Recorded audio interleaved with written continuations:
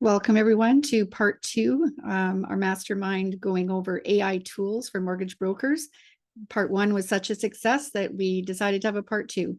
In part one, we were left with the task of going through the 16 tools that Camilo had left with us in our last video.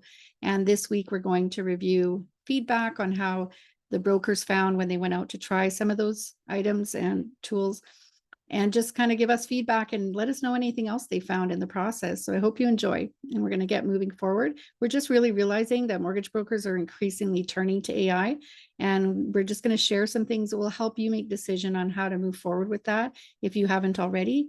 And here we go. So ChatGPT came up very often in conversation.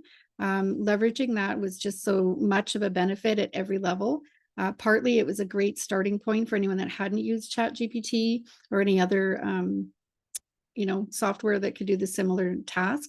But generally, it could be if you're hitting a writer's block, just go in and start typing information.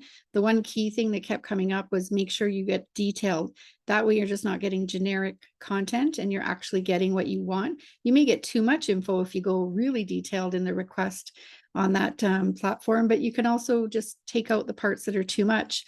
And it does give you that starting point. Okay. And that was the key to ChatGPT. It gave you a starting point. You can use it for little things, anything from making up scripts or templates for emails. It's pretty amazing actually, and just coming up with more descriptive ways to say things. So that part was just really a benefit to everyone, and it literally came up every other topic. So please check out ChatGPT. And a few of us mentioned, you know what, keep it simple. Even if you only use one platform to start, this may be the great place to do that. Okay, ChatGPT, check it out. Another one that came up often was Gamma. And Gamma is really cool. I actually used it to create this presentation. It's user-friendly. You can plunk in a concept and it'll create an entire presentation like you're looking at right now. I actually put in the data I wanted and just wanted the presentation created, the visual, but you can use it both ways. I think it even elaborated on what I had put in here actually. So it's phenomenal. So gamma.app, and that is a free one to use. And there's another one called Vengage, VENGAGE.com. And that one's really great for newsletters, apparently. I haven't used it myself, but a few of the people had mentioned it was a great way to go. Time saving is the key, and not getting stuck for content. Okay. You want to start somewhere where you're not putting too much time. It's not making you money in your normal business. Another one we talked about was really exciting with subjectline.com. I have to try this out myself, but optimizing email outreach. And so in the subject lines, you know what it's like. If you don't see anything exciting, you don't want to open that email, okay? Or it might go to spam. So this software will let you optimize your email outreach by having more opens on your content, okay? Perplexity.ai, it came up a few times as well, and that's for doing research. And the neat part here is that the actual search engine links and things are put in there. So you have something to fall back on, okay? You're not just saying things you found online without any backup to it. So you're actually going to have those links in there. Pretty helpful on the more important projects where you have to show facts. Otter AI, love the graphics. This is for like a transcription and captioning, okay? So this way, speech to text, and very helpful, and will be coming in more and more, I'm assuming, in the automation side of things. So otter.ai, check that one out. It's a machine learning too to develop speech. Pretty amazing as you go forward with it. And it can provide that real-time captioning for live speaking, okay? Makes it easier for brokers to follow along, engage during meetings. And automatic transcription. So that's pretty cool. We have some other news on transcriptions as well further on here. Yeah, right here, voice to text, streamlining workflows.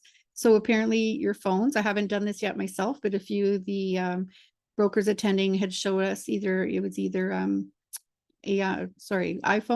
or Android. You can utilize this. And so the apps where they record voice recordings, you can actually set it up to record, but also create transcriptions. And then you can utilize those for notes, keep them for backup for future conversations, use them as a base for creating documents and presentations from those conversations. So I think that will be pretty handy, and look for that on your phones and Google the how for your specific phone type. One of the last ones we actually talked about was Calendly.com. Super helpful of time saving. You know what it's like to try and book a meeting, have two people on the phone, and then having to look at each other's calendars. This way, you just shoot out a Calendly.com link that you've set up for yourself.